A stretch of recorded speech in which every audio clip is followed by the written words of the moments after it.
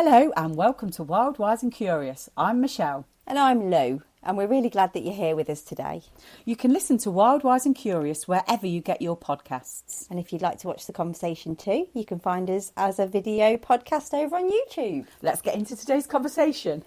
Hi Ruth, it's great to have you on Wild, Wise and Curious today. Hi, how are you? Yes, all good, thank you. I'm really grateful that you've come along. So, do you want to just tell us a little bit more about your kind of like perimenopausal journey, really? So I'm 43. It takes a while. So I think I've been experiencing symptoms for a while, but they started off very, very subtle. So it was just I've sort of not really noticed them and then somebody said to me, do you realize that this might be happening? And I sort of had a look at some of the symptoms and had a look at my weird itchy ears and thought, this might be this. I sort of think, and then like I've got a period tracker on my phone, and nearly every month it sends me like a notification sort of asking me if I want to take a pregnancy test because my cycle's changed. Oh gosh. And I'm like, I think the app's more for like pregnancy things, and if you want to conceive and stuff, because it's just like a free one I downloaded, and it sort of pops up with, there's been a change sort of every so often, and I think, has there? Oh, okay. Sort of things are getting shorter and like all of that. So I'm sort of quite aware of it now. So when a symptom sort of pops up, I sort of go, is that? And then I Google it, and there is like a symptom of peri or something, so it's just, right, okay, this is where we're going, So what were those early symptoms that you hadn't quite worked out what they were? So the early things were things like I'd forget a word as I was saying a sentence, and I was like, am I going mad, or is this like the start of something? And like my ears were quite itchy, and I had a period of time where my nipples were really itchy, and I thought, well, what's that about? Yeah. And I had sort of weird things like things crawling on my arm, and things like that. Yeah. And just sort of subtle mood swings, but I've always sort of had a bit of a busy brain, so I just sort of take them in my stride, I think, a bit. I've always sort of been able to soothe myself and all of that, but there is definitely just a little bit more anxiety about certain things and certain weird things that was just never there before. Okay. And again, you sort of Google stuff and you look at stuff and you think, that is a symptom of something. Maybe I should go to the doctors, or maybe I should do this, and then it sort of disappears, or it sort of fades away and sort of something new comes in and you go, and then Google that. And that's a symptom of this as well. Oh my God, how is anybody dealing with this sort of thing, That's the weirdest thing, isn't it? You kind of realise that one symptom, the itchy ears thing, I get the itchy ears, and it's the weirdest symptom in the world, isn't it? And then like you were saying about how then something will go and then something else will replace it. So you never have like this stable list of symptoms. It can really fluctuate. Yeah, it can. I think I'm starting to get the itchy ears now. Really? Yeah, but I find that if my ears itch, and if I then like do anything to kind of stop them from itching, sometimes I then sneeze. And then, no, I know, but then once I've sneezed, I feel like I've almost got a snotty nose, and that's happening a bit more now. That's really weird. Yeah. The itchy ears, I feel a bit like my dog when I've got an itchy ears, because I'm just, and it really relieves it. Like you can't get to the bit as deep as you want to get the itch scratched. You can't quite get there. Yeah. No, It's bizarre. It's so bizarre. Yeah, mine was initially ears, but it was tinnitus. And I just thought, okay, this is weird. And I remember waking up one January the 1st, I think it was like 5 or 6 years ago, and just being like that, my ears are ringing. Okay. And then it just seemed to, normally, if I'd ever get a little bit of earring, and it would kind of go away. But this kind of just stayed at a level, and it just didn't seem to want to go anywhere. You've had that as well, haven't you? Yeah, I've had tinnitus for years now, and it fluctuates again. Like one ear is louder than the other, and I mean, it's just so bizarre. But the itchy skin as well, Ruth, you were saying about. Because again, that's another one, isn't it? You feel like things are crawling on your skin. Well, yeah, definitely. I've had that the last couple of days actually, and then I did have a bug on my arm, and I thought it was nothing. Do you know what I mean? Like I didn't realise until it sort of that it was actually a bug and not just me being weird. Yeah. But, so you didn't even look to see if there was a bug? I didn't even look. Yeah, I didn't even register because I was so like, oh, what's this sort of thing. But yeah, sort of just itchy. Just God, it's such fun, isn't it? Like every symptom you talk about when you talk about peri and menopause is like, oh, and then this happened, and it sounds like the worst thing you've ever experienced. Yeah. And then like you, when you look back and you look at all these little things and think, oh, okay, that would have been because of perimenopause. Yeah. And I didn't realise it at the time. So did you any of these little random weird little symptoms were linked to perimenopause, or was it like Dr. Google that kind of informed it every single time something like cropped up? Yeah, I think you start Googling things, and I think sometimes that gives you more anxiety than not. Yeah. You know, you start, like I had headaches, hormonal headaches for a while, and you put headache into Google, and it's like you've got a brain tumor before you know it. But as soon as the symptoms start to sort of add up, and then you look at peri, and like I say, it was somebody that said to me, somebody at work that sort of said, oh, well, have you thought about this? And then you sort of Google perimenopause instead of Googling, the symptom that you've got, which is probably the safer option, really, isn't it? Because you for our mental well-being, right? Yeah. Oh yeah, just for your own sanity. Yeah. Just what you think, and then you see that all these symptoms, and then you go through and it's like bingo, isn't it? You think, oh, I've got that one. Oh, I've got that one. Oh, I've got that one. It really is. And before you know it, you've sort of writing them down and noticing them a lot more, because you've sort of seen that, these are the official symptoms. These are the listed things that you will get wrong with you. It's not you sort of going mad or imagining things, or I don't know, just finding out that it's a recognised thing, I think is very helpful sometimes. Yeah. So after your colleague then had pointed out that some of these symptoms might be perimenopause, did you then go to the GP? What were your next steps? It was just to find out more about how to help myself in the first instance. Mm-hmm. So, I got a personal trainer, and I sort of do a bit of strength training and a bit of where I didn't before. Yeah. I've done a little bit of reading, not loads and loads and loads, but a little bit about supplements and a little bit about exercise and a little bit about well-being stuff and all of that sort of stuff. I haven't actually been to the doctors in quite a long time, and I should probably go. But at the minute, touch wood, I seem to be sort of managing myself quite well. Yeah. But obviously, if that ever changed, then I would be sort of straight in, to sort of. But I'd have to go with like a list of symptoms. I'd feel like I needed to be prepared to have an argument almost, and sort of provide evidence to the doctor that this was actually happening, because you hear so many stories about women who have gone and aren't listened to or dismissed because it's too early, or you're not old enough, or I don't know. It's a weird one, isn't it, the doctors? Yeah, because I guess it's down to who your doctor is and what research they've done. Exactly. Who they've been talking to, and it can be, because we've spoken to people that have had amazing experiences with the doctors, haven't we? Yeah.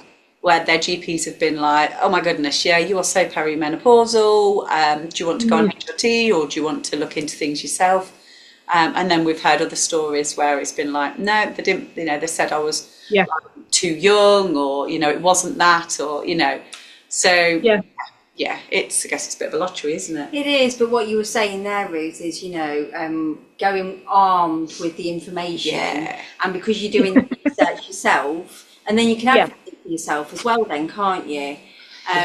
Massive. Definitely. It does. And also you feel more in control. Absolutely, more in control. You understand more what's going on, so you come from a much more informed position, rather than saying, oh, my skin's been a bit funny, or I'm not sleeping very well, or my periods are a bit all over the shop. If you can kind of go with a good solid kind of set of notes as such, it just puts you in a bit of a position of power with discussing your own body. I think that's it. I think because like I say, I've printed some symptoms list out, and even the NHS website has sort of lists of stuff, and you go, oh yeah, that's what I've got, and that's what I've got, and that's what I've got.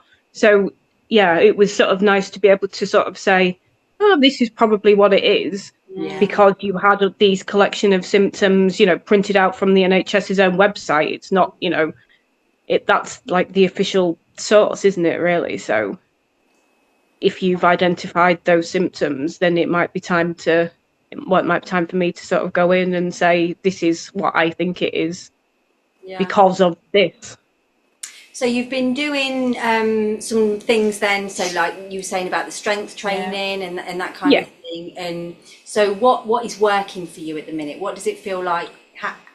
How is it all working for you? I think the training is working. I think the training has helped with a lot of things I wasn't expecting it to help with. Like the exercise is more sort of is helping with mental clarity, and it sort of gives me more like I like a challenge. I'm finding I like challenge more. I'm finding I want to lift heavier. I'm finding that I want to sort of do more, but I'm also finding that I want to do more sort of outside of the training and sort of be out and about and sort of meet more people and stuff like that. So do things like this and make more music and do bits and pieces. So I'm sort of in a weird bit. I feel like I'm having like a weird teenage bit at the minute. Do you know what I mean? Sort of Totally know what you mean. Let's go and do this sort of thing. That's part of the magic of this time as well, isn't it? It's finding those things that you've got an interest in and pursuing them. 100%. Because I don't know about you, but I there was a time where I wouldn't have even if I'd have wanted to do something, I wouldn't have had I would have been too scared. Not had the guts. That you perhaps did in your angsty teenage years, where you were like, "Sod it, I'm going to do these things because I want to do them." You do get a little bit of that back, don't you? I feel so. I do as well. It's exciting. That is exciting. And when because your world seems to open up a little bit more, doesn't it? Because you're willing to throw yourself into it a little bit more. Yeah, I think maybe there's an ease with yourself. Well, for me anyway. I guess I give less of a shit. Yes. Which is nice. Yes. Because I'm a person that has spent a lot of time worrying about what other people thought of me. I think we're all guilty of that. Yeah. Definite overthinker, definite just all of that. And then like obviously my kid is 17, doesn't really need me to be around, well, not as much, I'm not doing school runs. I don't have to be, I can be around in the mornings, but I don't have to be sort of doing a school run or making sure that Lou's got what she needs for the day. She does that now. She does her own washing, so I'm like, oh, right, well, you do your washing, I'm off out, bye. So there's a time thing there now as well, because I mean, we find that you've got a little bit more time and a little bit more freedom. To pack more stuff in, and then you've got no time again. And then you've no time and then you're exhausted, It's sat in the pub with your itchy ears, Checking your symptoms. Oh, what's this new one? No, you've just had a few too many beers, Ruth. Exactly, That's it. Yeah. a couple of glasses of wine at lunchtime and wonder why I'm wobbling. Yeah. Yeah. Is that a symptom? I can't tolerate alcohol anymore. I don't know about you. I can't tolerate it anymore. In fact, I've just decided I'm going to stop because it feels like too much of a I don't know. The next day, I am no good for anything, even if I have one. So really? I think I'm. Yeah. Oh wow, that much so. Yeah. Okay. Well, see, I've still got to catch up because I drank as most people did in the 90s. Gave up when I got pregnant with my eldest, and he's 22, and then didn't start until about 2 years ago. So I had like 20 years with no drink. Yeah. So I've got 20 years to make up now. So I'll have the odd 1, 2. Not many more, but yeah. Sort of, a couple does what it needs to do, and then you can stop. Yeah. And when you've done that's exactly, years, defo does what you do. It does what it needs to do. You just get that little sort of, oh, okay. Yeah. And then we'll go and get attacked, and we'll go home. It's home time now. Yeah, maybe not make it to the nightclub these days. I do fancy going for a bit of a boogie. Yeah. And I do think, and we think we said we would do that, didn't we? Go and have a bit of a boogie somewhere. Just, just to have your music on and have a dance that's with other people dancing. They do discos and club nights during the day around here. So there might be we've seen like a daytime one that you can, they'll just be full of, women our age sort of thing. That's fine.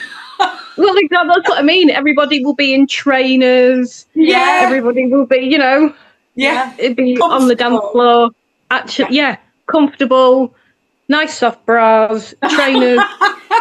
Sports bras. Yeah, sports bras. Holding us in place. Exactly. Holding us in place. Living our best life.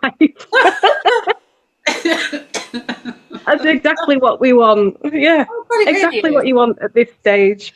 Yeah. So you were saying as well, Ruth, that you do singing as well. So you've got music is part of your life. So is that? Do you feel like you've got more time to do that? Are you being a bit more creative with that? How's that looking?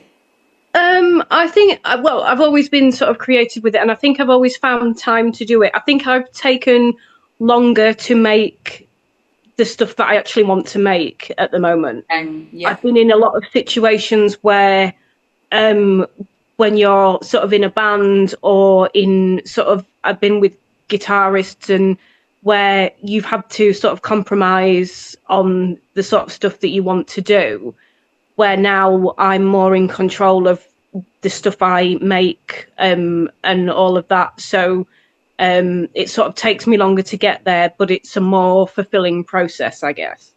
I get to sort of call the shots on everything. And I didn't realise how much of a control freak I actually was until I started doing stuff like that. Okay. And I'm like, oh no, I want to do it like this, and I want to do this like that. And I found out I'm quite bossy.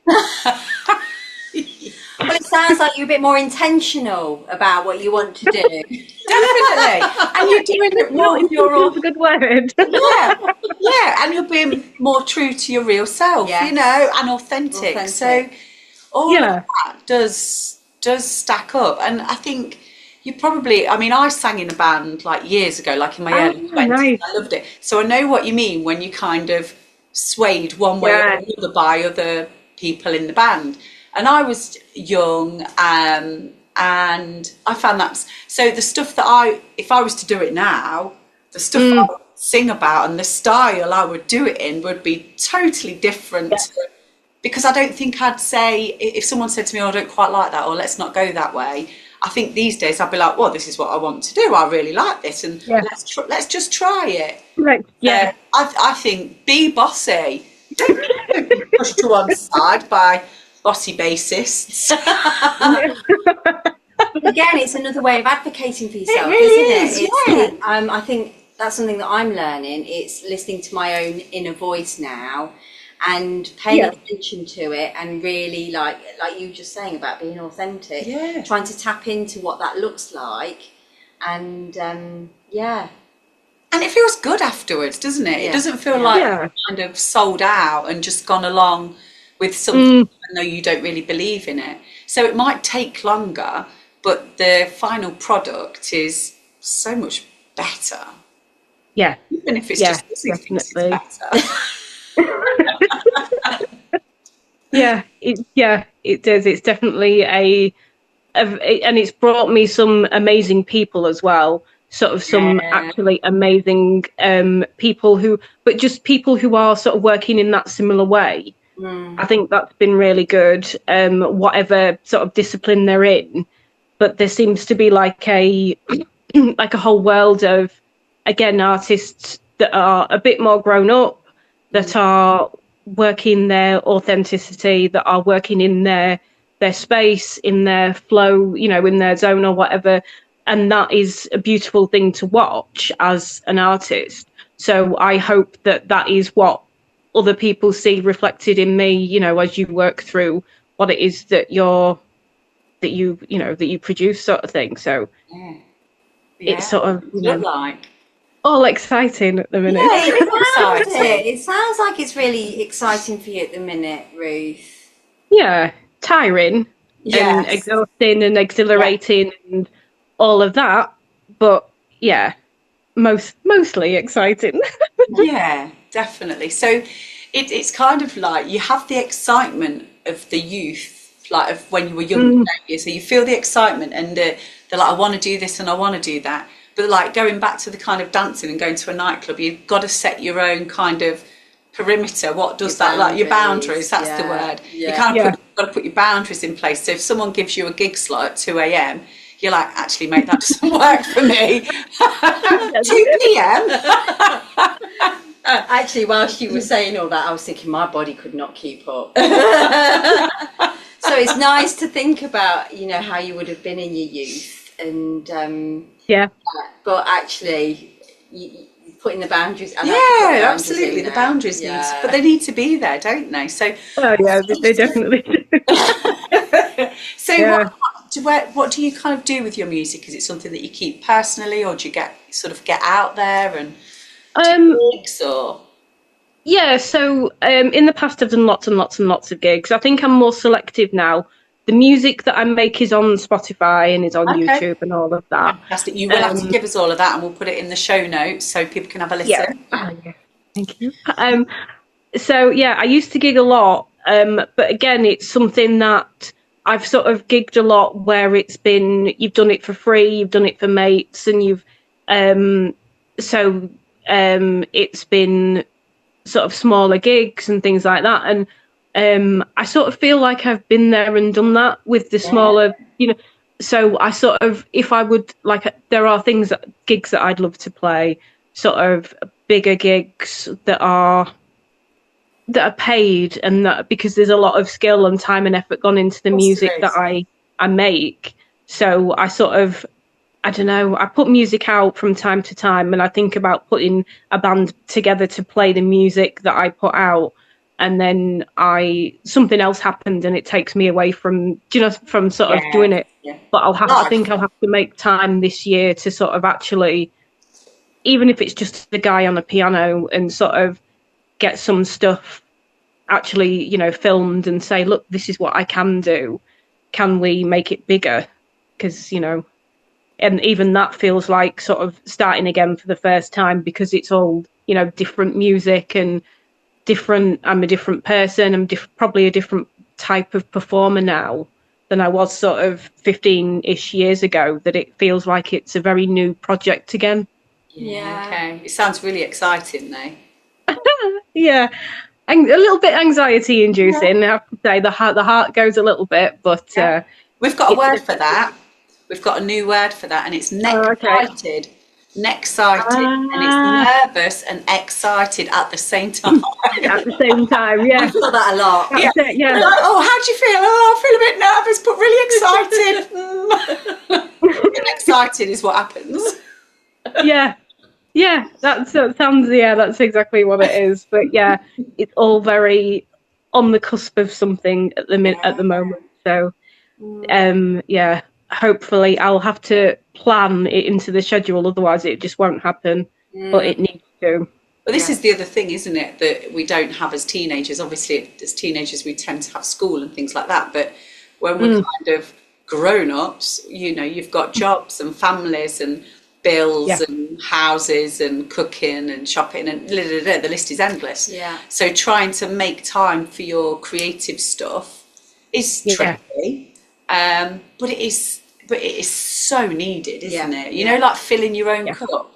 And I think especially, if you've been raising children, and working or, doing it one or the other, you kind of, you put yourself on the back burner and you're going back to make sure that everybody else is okay and that everybody's fed and they've got their, your daughter's got her stuff to take to school and she's got her clean clothes and she's had breakfast in her belly before she leaves the door. And so when those things start to slow a little bit and you kind of then remember that you're allowed and you give yourself permission to do some shit that you really want to do. It is exciting, but it's nervous because we're not who we were 20 odd years ago. Yeah, everything feels a little bit different. Yeah, it does. But but I think it's because you're a different person. You have different perspective, different wants and needs from any sort of given situation. I think you need something different out of it, otherwise you just sort of going in the same cycle, and I don't think that's for me being stuck in that cycle is frustrating. So I'm always looking at something new or somebody new that I can work with, or just to keep myself ticking over. Well, that's growth as well, isn't it? Because we're pretty much like that, aren't we? We're kind of like move kind of through life, but you don't want to be going back doing the same things over and over again because you're not learning anything new, are you? And it's also following those things that bring you joy, isn't it? Those when you're feeling that spark of like, oh, this is really exciting. Excitement. You're gonna catch on. I want to see a song called Nexcited. You'd have to get merch. Merch and copyright it and make merch. Right, we'll remember that one. But and I think it's really important, and that's something that I'm leaning a lot more into now, following those things that are bringing me joy. Oh God, 100%. But it's sometimes really hard to untangle because when I'm feeling fearful, when I'm feeling anxious, and I'm trying to work out now, is this because I'm nervous and I shouldn't be doing it, or should I be doing it? And it's really hard to untangle because it's so close. They're very similar, don't they? Those feelings. Really, really similar. I always I've got two mantras for that. One is I can do hard things, which is great, and the other one is it's not going to kill me. Yes, that's true. So that's the thing. Like, I can do hard things. This is not going to kill me. Muttering slowly, till it sinks in. Just as you're about to do something, so just talking to yourself like a mad woman. But that's it. That's the only tips I've got. I think what I've started to say to myself is, will I regret not doing this? Oh, that's a good one. If I think I'm going to ever regret not doing it, then you have to lean into it, no matter how uncomfortable it feels. Plus, you've also told the world that you are saying yes to everything. Wow. Quite literally told the world. I told East Midlands today.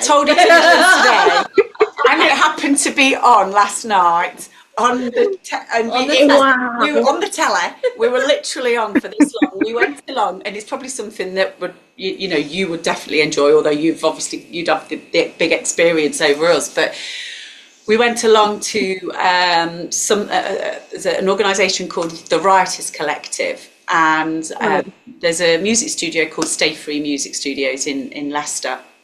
And every year they do something called 66 Days to the Stage, where women come together, whether you've played a note or you've never played a note, whether you've sang or you've not sang, and you basically learn for 20 minutes the keyboard, 20 minutes on the drums, 20 minutes on the lead guitar. That sounds amazing. It's so crazy fun. And then at the end of those 20 minutes of learnings, you sort of like, there's a drummer, someone who wants to do a bit of drumming, someone who wants to do a bit of bass, bit of guitar, bit of keyboard. Okay, you and you, off you go and make a song. 20 minutes later, they come back to you and you have to perform said song. Yeah. So we're like, sod it, in for a penny, in for a pound. So we did that, didn't we? And there just happened to be at this taster session, East Midlands Today were there. Can we interview you? So we're like, yeah, okay, cool. In for a penny, in for a pound. We'll talk about the podcast. All of that was cut. But they did get loose saying, well, we've both turned 50 this year and we're just saying yes to everything. And I'm like, everything? We do need to caveat somewhere. Okay. Yeah, we need a little asterisk, don't we, at the bottom? Not at the bottom. All the T's and C's. And there'll be a really, really long list.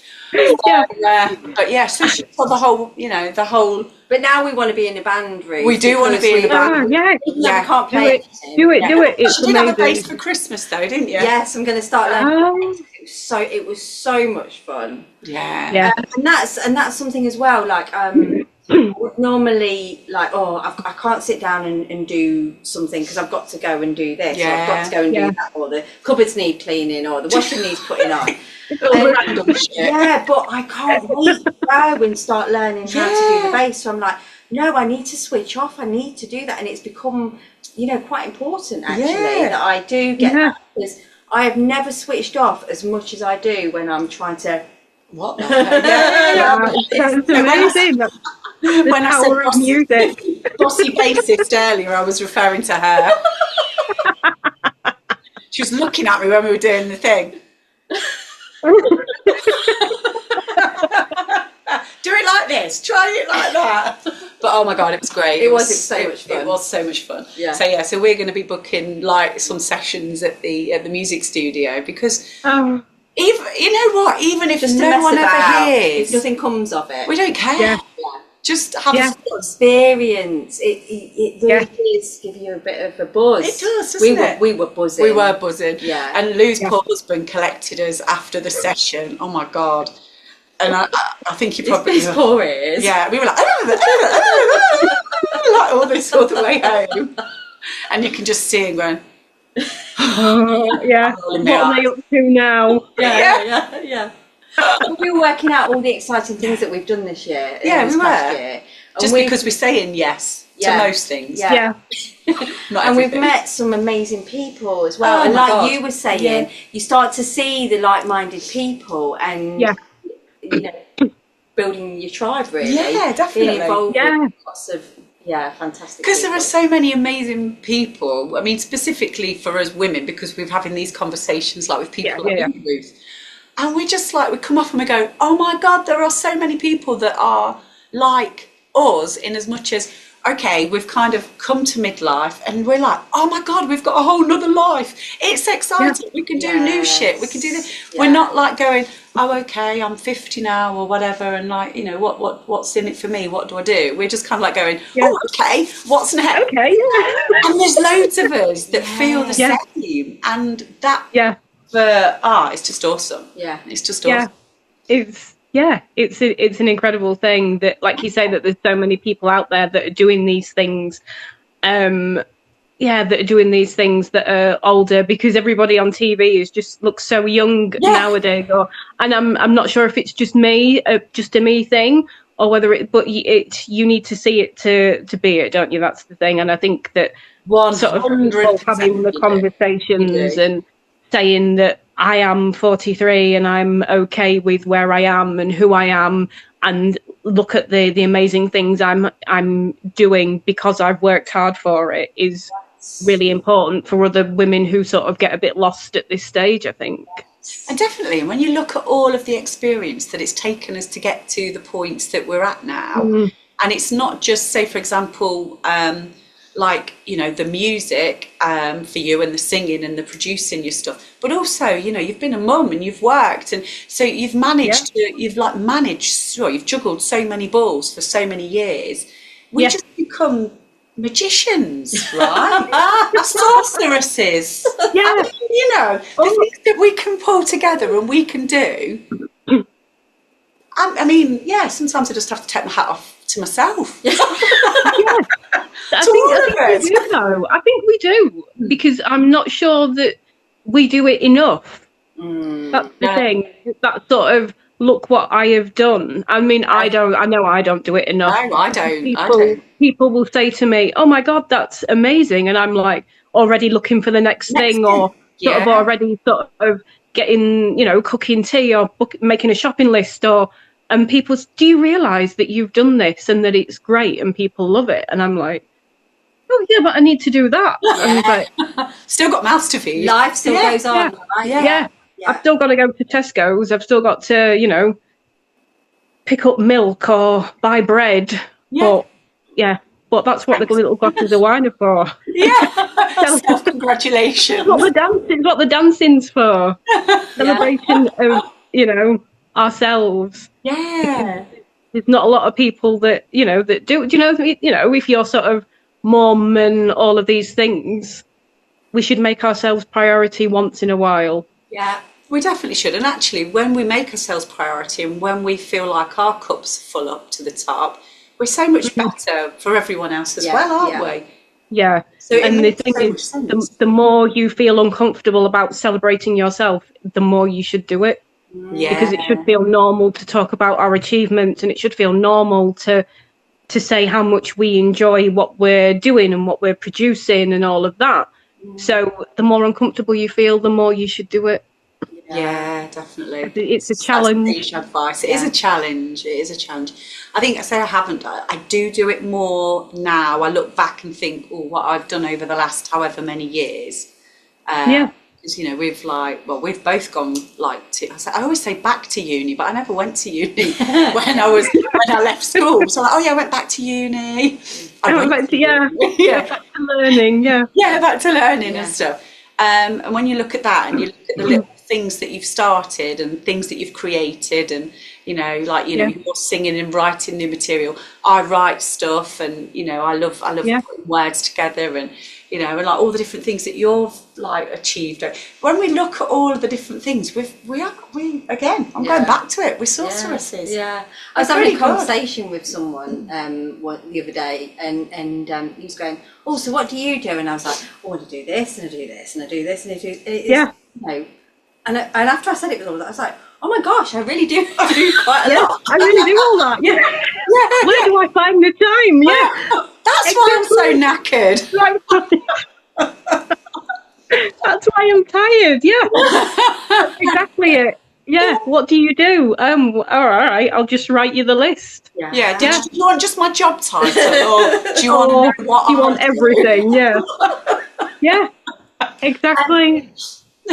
I'm also curious to know how you both feel about the fact that I certainly am a bit more tuned into my body now, so I know when I'm starting to do too much. So there is a, like, I have started to put more into my diary where I don't actually plan any. I've started to take things out of my diary, so I don't plan things. Yeah. So much. I do.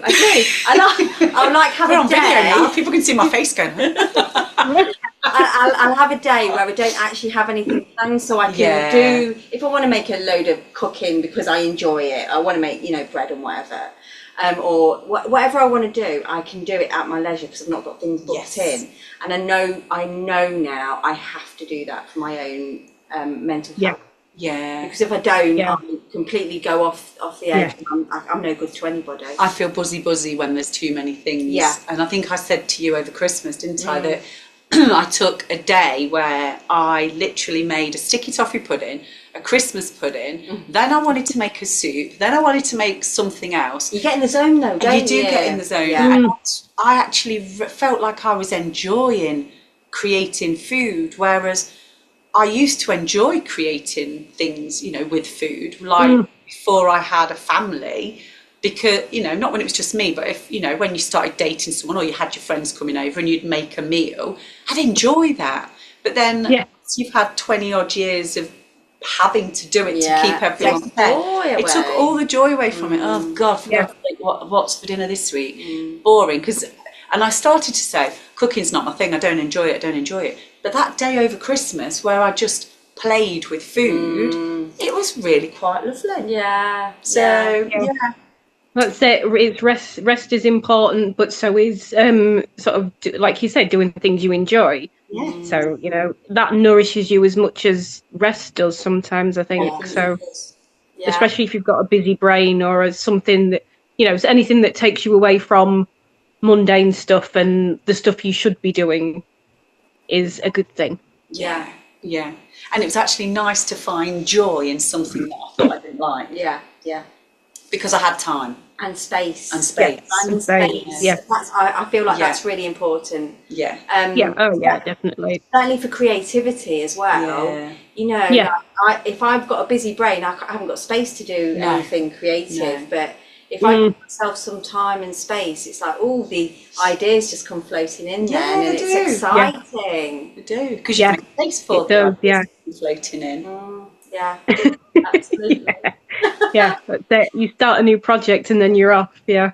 So it sounds like you're in a really good space with you know, working out what you were struggling with perimenopause and finding some solutions to help you kind of navigate that and everything.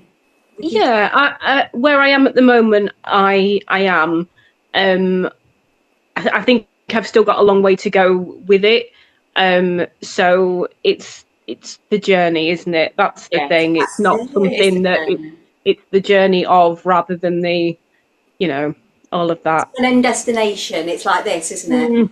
Yeah, definitely. Like sometimes you find your symptoms kind of just fade into the background a little bit, and you just carry on moving forward, don't you? And embracing the stuff that fills your cup. And out there and being who you want to be as a singer, as a creator, as a human being. Like I said, I think I've got a long way to go into sort of all of that. So I don't know. Hopefully I can feel myself enough that it's sort of a slightly easier road, but we shall see. It's the journey, isn't it? That's the thing. It really is. And I'm feeling that there's going to be a part 2 to this, Ruth. If you're up for it. Oh, wow. Yeah, all right. Come back to us again in a year's time. In a year's time, Have a good little chat and a catch up. Actually, that sounds like fun. We'll catch up and see where we all are in a year's time. Exactly. Maybe we are a band. You know, there's the three of us. Well, this is it. You'll be on tour. You'll be zooming from somewhere foreign. You'll be the singer. Not figured out what instrument I'm going to play yet, though. Ruth, it's so good to talk to you. I've really enjoyed this conversation. Good. Me too. The love about the podcast is you kind of come on and have a conversation, and when you come off, you feel like you've had a therapy session. It's great, you know, just that, like the buzzing and the conversation and learning from each other. So thank you ever so much. Really good to talk to you. Thank you. Lovely to see you both. Amazing. Take care. And now for the disclaimer. Everything you hear today comes from shared experiences and real conversations. We're not experts or medical professionals. This podcast is simply a community of women talking honestly, as friends would over a cuppa. Our guests are sharing their own stories and we're sharing ours. Nothing here is intended as medical advice, and everyone's experience will be different. If something has resonated or raised questions for you, we always encourage you to speak with your GP or a healthcare professional you trust. Take what feels helpful, leave what doesn't, and trust your own body. Thanks for tuning in to today's episode. If you'd like to be a guest on the show, feel free to email us at info@wildwiseandcurious.com or reach out on our socials at wild_wise_and_curious. And don't forget to hit subscribe so you never miss an episode. Stay curious and we'll see you next time.